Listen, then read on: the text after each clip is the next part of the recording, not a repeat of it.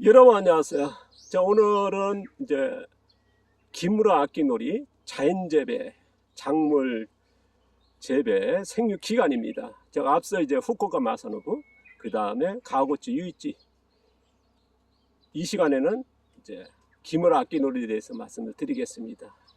앞서 얘기했습니다. 작물 재배 생육 기간, 작물을 파종해서 수확할 때까지 재배 기간에 대해서는 어떤 농업 교육이라든가 정보라든가 아니면 농학에서 이렇게 나눠 있지 않습니다.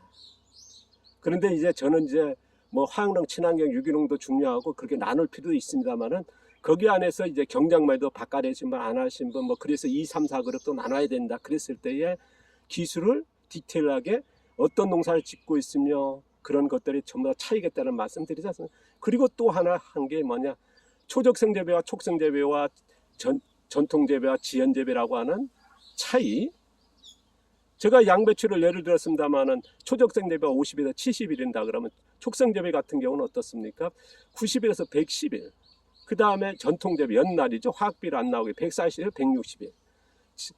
뭐 이거는 좀 차이가 있습니다만은, 그리고 저 같은 경우는 280일, 300일을 키우지 않습니까? 양배추를요. 그러니까 작물에 따라서는 뭐 재배일수가 다른다만, 그러나 전체적으로 봤을 때 이렇게 네 가지 정도를 구분할 필요가 있다. 이거는 뭐냐면 양분이라든가 잔리라든가 병해충의 대응이라든가 그 다음에 흙의 양분입니다.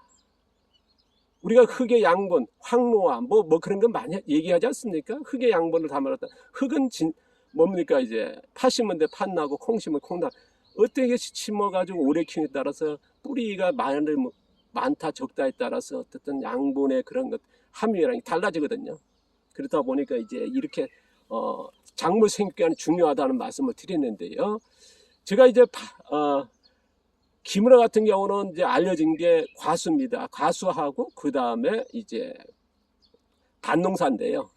뭐 과수 같은 경우를 먼저 말씀드리면요. 대표적으로는 거야. 과수 같은 경우는 이제 10년을 걸쳐서 이제 뿌리가 어떻습니까? 거의 2m에 가까운 정도 내린다는 거는 지금 많은 게 1m 50, 1m 70까지 얘기하거든요. 그 실질적으로 이제 검증된 거고요. 이거에 대해서는 지금 기무라의 제일 대단한 업적은 바로 그 뿌리를 만들었다는 거거든요. 깊은 뿌리, 그리고 많은 뿌리에. 그게 이제 양분을 안 넣고 이제 야생적으로 키우면서 이제 뿌리가 첫 열매에 거는 게 뭐 거의 6년, 7년 걸려가지고 10년 만에 했다. 그렇게 얘기하지 않습니까? 그러나 지금 기무라가 수많은 이제 강의를 하더라도 뭐냐, 책도 저서도 많습니다만은 이 뿌리를 어떻게 내려고 이런 기술적인 거에 대해서는 어떤 언급도 없거든요. 그러니까 지금까지 경험한 것만 얘기하지 어떻게 해서 뿌리를 만들었고 그런 것들은 알려지지 않습니다. 뭐 그게 그 정도다 보니까 이제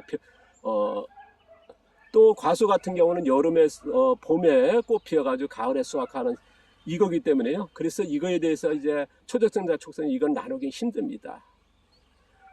하지만은 이제 밭농사도 하시거든요. 밭농사는 이제 거의 미비하고 자기 먹을 거. 그 다음에 연찬에 강좌를 엽니다. 현장 강좌할 때 보면 이제 밭농사도 같이 강좌로 해가지고 많이 합니다.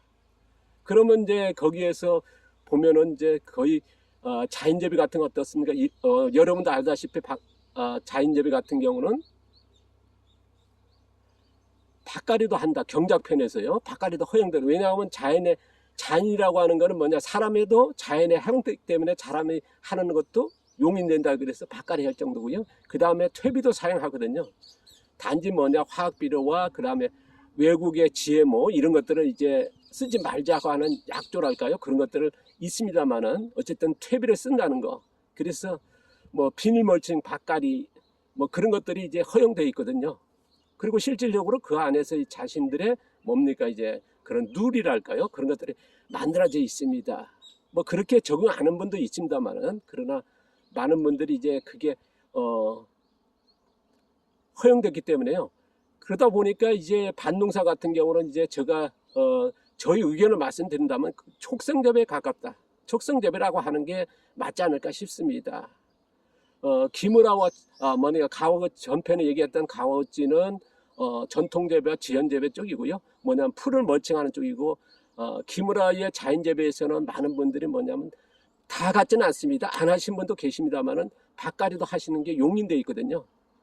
그리고 멀칭이라고 하는 그 꼭 없습니다. 밭갈이 흙이 노출되고 아니면 비닐도 멀칭하고 잡초 매팅하고 일본의 수많은 현장의 자연 재배 농가 우리나라도 마찬가지 가보면요 그렇게 허용하고 있습니다. 그리고 땅속 깊이 파가지고 유기물을 집어넣고 흙을 덮어가지고 이제 뭐 몇 년 동안 이제 무교원이다 해서 하시는 분도 계시고요. 그래서 자연 재배는 감히 밭농사 같은 경우는 촉성 재배지 않나. 그렇지도 않은 분들도 계시다는 거. 그러니까 자연 재배의 어떤 전체적인 건 뭐냐? 단체가 만들어지고 그 안에서는 밭갈이도 용인되어 있으며 화학 비료 같은 그런 것도 안 쓰지만 농약이라 안 씁니다만은 그러나 천연 농약, 친환경 농약도 허용되어 있거든요. 뭐 기무라도 마찬가지 이제 천연 농약 쓰거든요. 무농약이라니까 일본에서 많은 농가들이 항의를 했었습니다. 글로서요. 이제 방송에 소개되고 왜 무농약이라 하느냐? 식초도 농자재에 농약에 농자재를 허용되어 있거든요. 그래서 그거는 무농약으로 안 된다. 농약으로 해야지.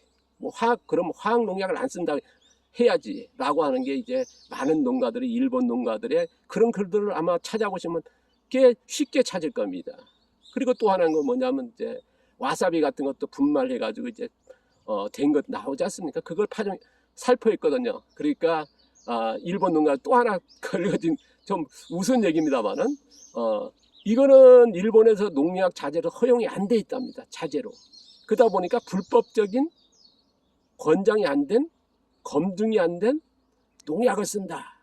뭐 그 정도까지 비할 정도로요. 어쨌든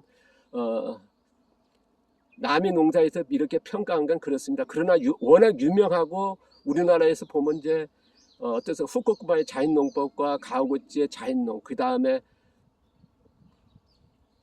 기무라의 자연재배가 널리 알려져 있고 많은 분들이 하나의 지침서이기 때문에 감히 평가는 아니고요. 저희 어떤 농산가에 대해서는 조심스럽습니다만은 저희 의견을 말씀드려 봅니다. 감사합니다. 고맙습니다.